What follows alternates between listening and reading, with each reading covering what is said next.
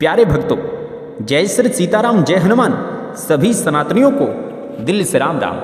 प्यारे भक्तों, आज हम आपको शनिदेव जी महाराज का एक चमत्कारी मंत्र बताने जा रहे हैं जो आपको सभी परेशानियों से दूर रखेगा। शनिदेव जी भक्तों जब नाराज होते हैं तो जीवन परेशानियों से भर देते हैं। शनि तन धन और मन की हानि करवाते हैं। इसलिए प्रिय भक्तों, शनिदेव जी महाराज को प्रसन्न करना बहुत ही जरूरी है। आज जो हम आपको मंत्र बताने वाले हैं उसका नियमित जाप या मंत्र सुनने से मंत्र सभी संकटों से आपको दूर रखेगा। अगर शनिवार के दिन इस मंत्र का जाप सुनते हैं तो शनिदेव जी बहुत ही प्रसन्न हो जाते हैं। शनि की छाया, शनि की दृष्टि और शनि की साढ़े साती या ढैया से आप परेशान हैं तो यह मंत्र आपके लिए वरदान है। प्रिय भक्तों, आइए शनिदेव जी की कृपा पाने के लिए इस दिव्य प्रभावशाली मंत्र जाप को सुन लेते हैं। आप मंत्र को फोन में चलाकर अपने घर या दुकान में रखकर सुन लें या अन्य शुद्ध स्थान पर कोई भी कार्य करते समय इस मंत्र को सुने। ध्यान रहे भक्तों, मंत्र पूरा 108 बार सुने ताकि आप पर शनिदेव जी महाराज अत्यधिक प्रसन्न हो जाएं और आपको आशीर्वाद दें। और भक्तों, आज शनिवार के दिन इस मंत्र के माध्यम से शनिदेव जी की कृपा पाने के लिए वीडियो को दिल से लाइक कर दें और कमेंट बॉक्स में जय श्री शनिदेव जी महाराज का जोरदार जयकारा लगा दें और आपके अपने चैनल मंत्र सिद्धि ज्ञान को भी सब्सक्राइब कर लें। तो चलिए मंत्र जाप शुरू करते हैं। ओम हरिम नीलांजन सम्माभासम रविपुत्रं यमागर्जं छायामार्तंड संभूतं तं नमामि शनैश्चरम्। ओम हरिं नीलांजन सम्माभासं रविपुत्रं यमागर्जं छायामार्तंड संभूतं तं नमामि शनैश्चरम्। ओम हरिं नीलांजन सम्माभासं रविपुत्रं यमागर्जं छायामार्तंड संभूतं तं नमामि शनैश्चरम्। ओम हरिं नीलांजन सम्माभासं रविपुत्रं यमागर्जं छायामार्तंड संभूतं तं नमामि शनैश्चरम्। ओम हरिं नीलांजन सम्माभासं रविपुत्रं यमागर्जं छायामार्तंड संभूतं तं नमामि शनैश्चरम्। ओम हरिं नीलांजन सम्माभासं रविपुत्रं यमागर्जं छायामार्तंड संभूतं तं नमामि शनैश्चरम्। ओम हरिं नीलांजन सम्माभासं रविपुत्रं यमागर्जं छायामार्तंड संभूतं तं नमामि शनैश्चरम्। ओम हरिं नीलांजन सम्माभासं रविपुत्रं यमागर्जं छायामार्तंड संभूतं तं नमामि शनैश्चरम्। ओम हरिं नीलांजन सम्माभासं रविपुत्रं यमागर्जं छायामार्तंड संभूतं तं नमामि शनैश्चरम्। ओम हरिं नीलांजन सम्माभासं रविपुत्रं यमागर्जं छायामार्तंड संभूतं तं नमामि शनैश्चरम्। ओम हरिं नीलांजन सम्माभासं रविपुत्रं यमागर्जं छायामार्तंड संभूतं तं नमामि शनैश्चरम्। ओम हरिं नीलांजन सम्माभासं रविपुत्रं यमागर्जं छायामार्तण्डसम्भूतं तं नमामि शनैश्चरम्। ॐ हरिं नीलाञ्जनसमाभासं रविपुत्रं यमागर्जं छायामार्तण्डसम्भूतं तं नमामि शनैश्चरम्।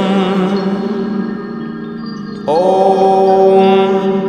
हरिं नीलाञ्जनसमाभासं रविपुत्रं यमागर्जं छायामार्तण्डसम्भूतं तं नमामि शनैश्चरम्।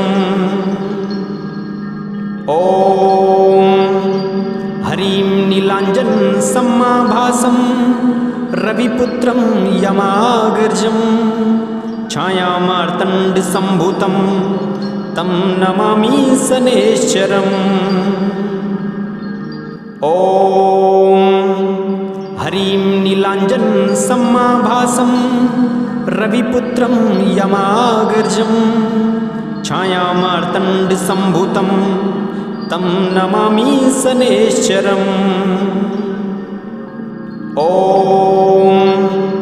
हरिं नीलाञ्जनसमाभासं रविपुत्रं यमागर्जं छायामार्तण्डसम्भूतं तं नमामि शनैश्चरम्। ॐ हरिं नीलाञ्जनसमाभासं रविपुत्रं यमागर्जं छायामार्तण्डसम्भूतं तं नमामि शनैश्चरम्। ॐ हरिं नीलाञ्जनसमाभासं रविपुत्रं यमागर्जं छायामार्तण्डसम्भूतं तं नमामि शनैश्चरम्। ॐ हरिं नीलाञ्जनसमाभासं रविपुत्रं यमागर्जं छायामार्तण्डसम्भूतं तं नमामि शनैश्चरम्। ॐ हरिं नीलाञ्जनसमाभासं रविपुत्रं यमागर्जं छायामार्तण्डसम्भूतं तं नमामि शनैश्चरम्। ॐ हरिं नीलाञ्जनसमाभासं रविपुत्रं यमागर्जं छायामार्तण्डसम्भूतं तं नमामि शनैश्चरम्। ॐ हरिं नीलाञ्जनसमाभासं रविपुत्रं यमागर्जं छायामार्तण्डसम्भूतं तं नमामि शनैश्चरम्। ॐ हरिं नीलाञ्जनसमाभासं रविपुत्रं यमागर्जं छायामार्तण्डसम्भूतं तं नमामि शनैश्चरम्। ॐ हरिं नीलाञ्जनसमाभासं रविपुत्रं यमागर्जं छायामार्तण्डसम्भूतं तं नमामि शनैश्चरम्। ॐ हरिं नीलाञ्जनसमाभासं रविपुत्रं यमागर्जं छायामार्तण्डसम्भूतं तं नमामि शनैश्चरम्। ॐ हरिं नीलाञ्जनसमाभासं रविपुत्रं यमागर्जं छायामार्तण्डसम्भूतं तं नमामि शनैश्चरम्। ॐ हरिं नीलाञ्जनसमाभासं रविपुत्रं यमागर्जं छायामार्तण्डसम्भूतं तं नमामि शनैश्चरम्। ॐ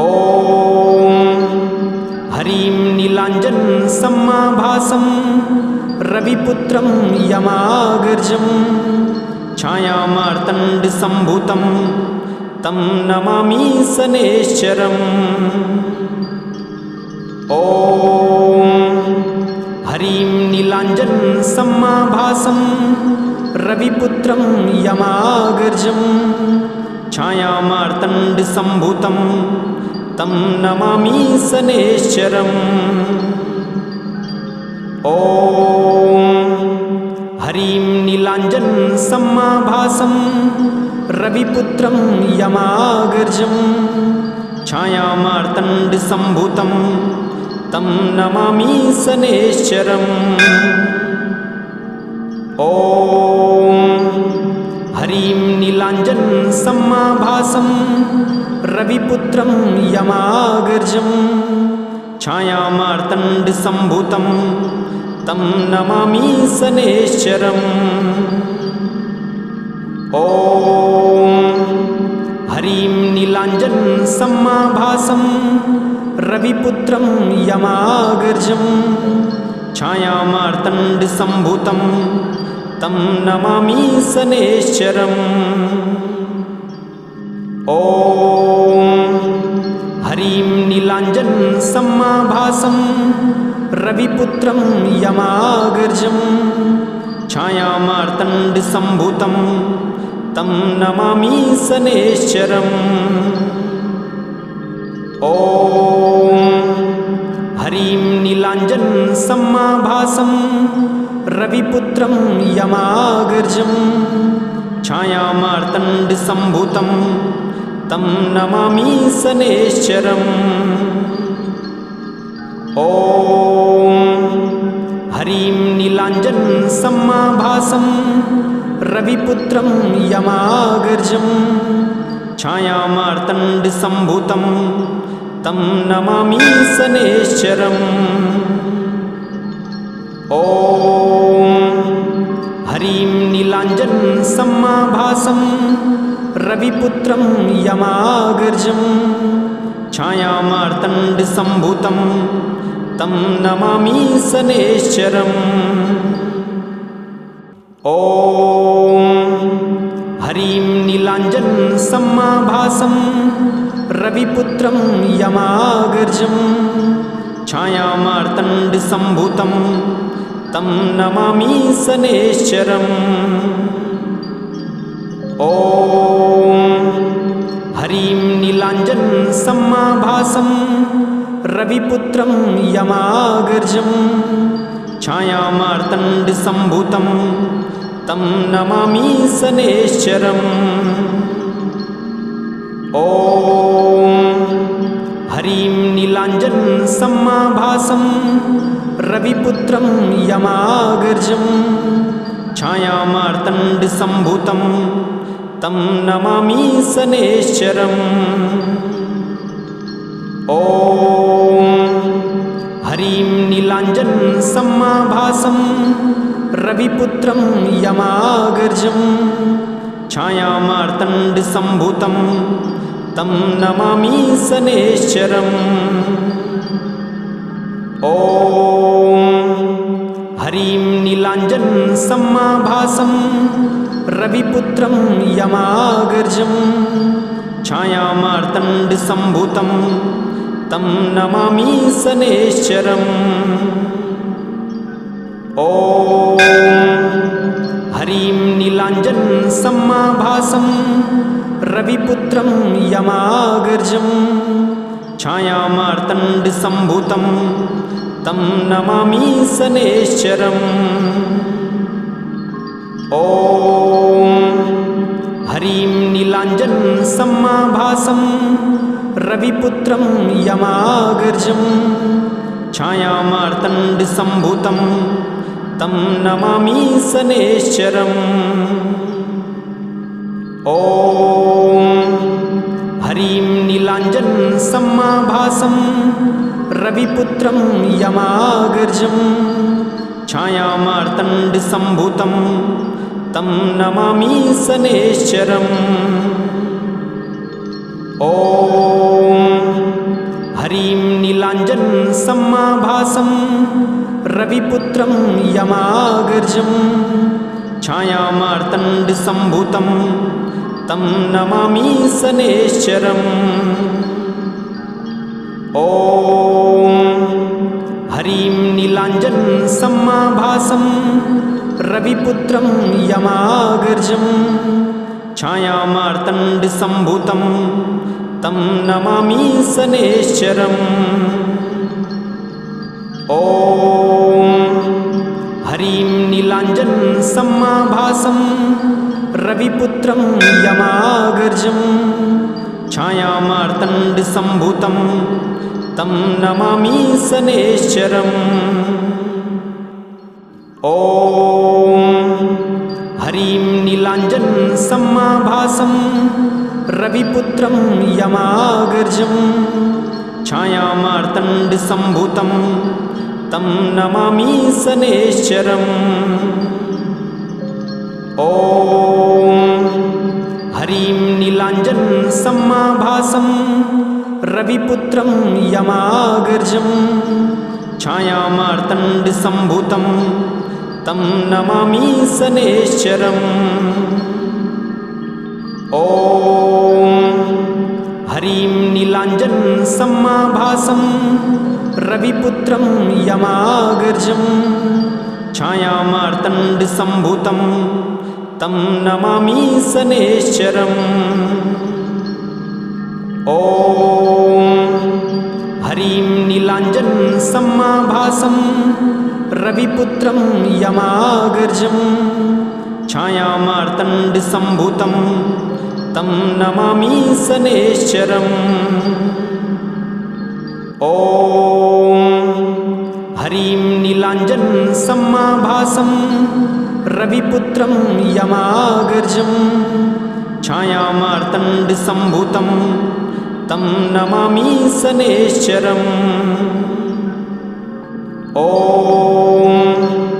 हरिं नीलाञ्जनसमाभासं रविपुत्रं यमाग्रजं छायामार्तण्डसम्भूतं तं नमामि शनैश्चरम्। ॐ हरिं नीलाञ्जनसमाभासं रविपुत्रं यमाग्रजं छायामार्तण्डसम्भूतं तं नमामि शनैश्चरम्। ॐ हरिं नीलाञ्जनसमाभासं रविपुत्रं यमाग्रजं छायामार्तण्डसम्भूतं तं नमामि शनैश्चरम्। ॐ हरिं नीलाञ्जनसमाभासं रविपुत्रं यमाग्रजं छायामार्तण्डसम्भूतं तं नमामि शनैश्चरम्। ॐ हरिं नीलाञ्जनसमाभासं रविपुत्रं यमाग्रजं छायामार्तण्डसम्भूतं तं नमामि शनैश्चरम्। ॐ हरिं नीलाञ्जनसमाभासं रविपुत्रं यमाग्रजं छायामार्तण्डसम्भूतं तं नमामि शनैश्चरम्। ॐ हरिं नीलाञ्जनसमाभासं रविपुत्रं यमाग्रजं छायामार्तण्डसम्भूतं तं नमामि शनैश्चरम्। ॐ हरिं नीलाञ्जनसमाभासं रविपुत्रं यमाग्रजं छायामार्तण्डसम्भूतं तं नमामि शनैश्चरम्। ॐ हरिं नीलाञ्जनसमाभासं रविपुत्रं यमाग्रजं छायामार्तण्डसम्भूतं तं नमामि शनैश्चरम्। ॐ हरिं नीलाञ्जनसमाभासं रविपुत्रं यमाग्रजं छायामार्तण्डसम्भूतं तं नमामि शनैश्चरम्। ॐ हरिं नीलाञ्जनसमाभासं रविपुत्रं यमाग्रजं छायामार्तण्डसम्भूतं तं नमामि शनैश्चरम्। ॐ हरिं नीलाञ्जनसमाभासं रविपुत्रं यमाग्रजं छायामार्तण्डसम्भूतं तं नमामि शनैश्चरम्। ॐ हरिं नीलाञ्जनसमाभासं रविपुत्रं यमाग्रजं छायामार्तण्डसम्भूतं तं नमामि शनैश्चरम्। ॐ हरिं नीलाञ्जनसमाभासं रविपुत्रं यमाग्रजं छायामार्तण्डसम्भूतं तं नमामि शनैश्चरम्। ॐ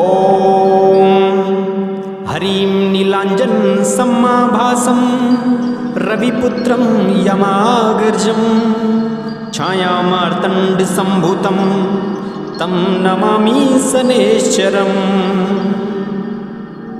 ॐ हरिं नीलाञ्जनसमाभासं रविपुत्रं यमाग्रजं छायामार्तण्डसम्भूतं तं नमामि शनैश्चरम्।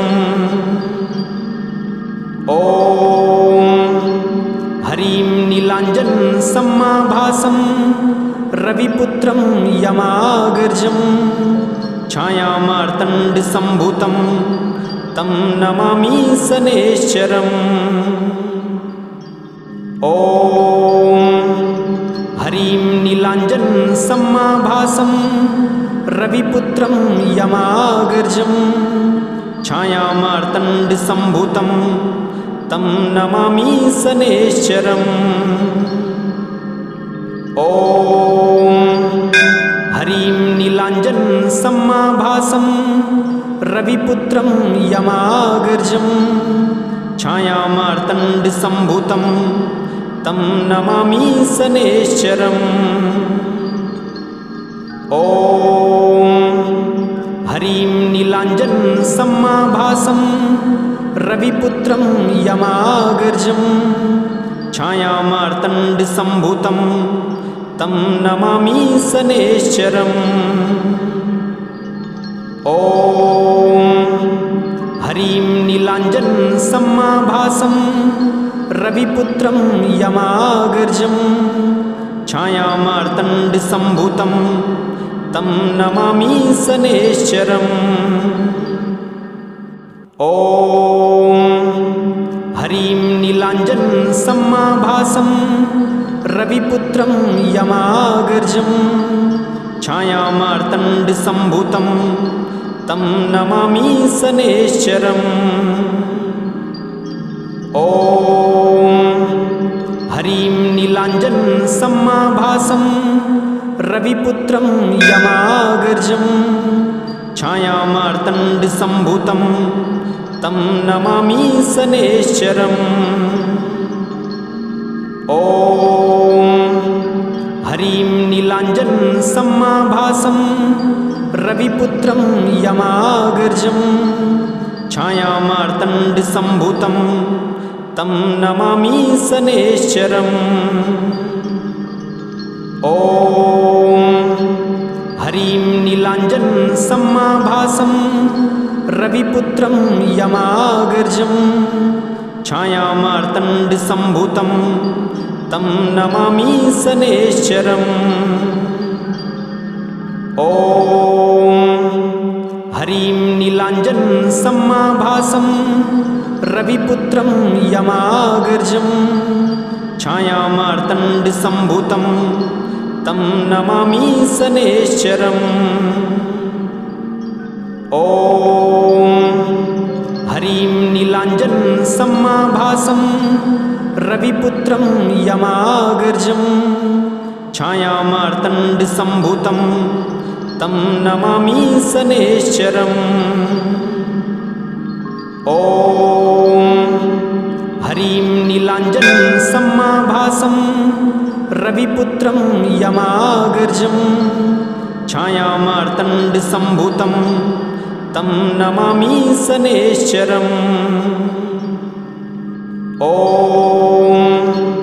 हरिं नीलाञ्जनं समाभासं रविपुत्रं यमागर्जं छायामार्तण्डसम्भूतं तं नमामि शनैश्चरम्।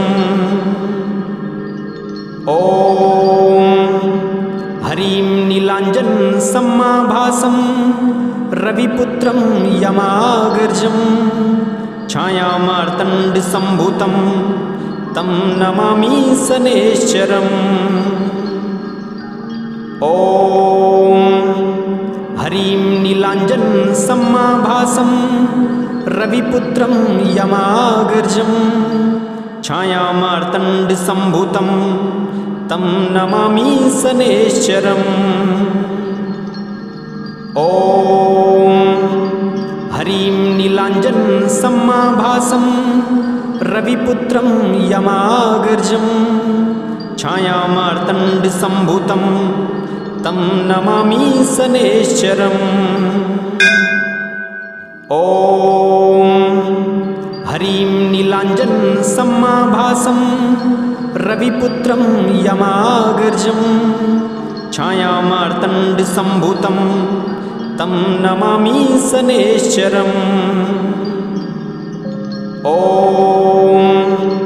हरिं नीलाञ्जनं समाभासं रविपुत्रं यमागर्जं छायामार्तण्डसम्भूतं तं नमामि शनैश्चरम्।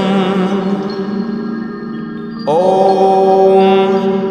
हरिं नीलाञ्जनं समाभासं रविपुत्रं यमागर्जं छायामार्तण्डसम्भूतं तं नमामि शनैश्चरम्।